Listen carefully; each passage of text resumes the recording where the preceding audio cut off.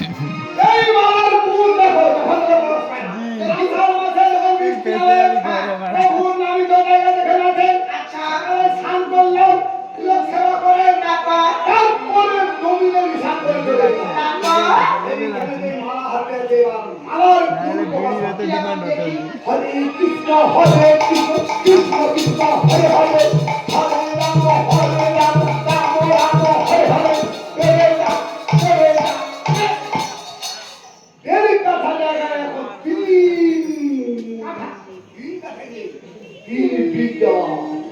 তিন বিঘা হয়ে গেল গোবিন্দের ফোন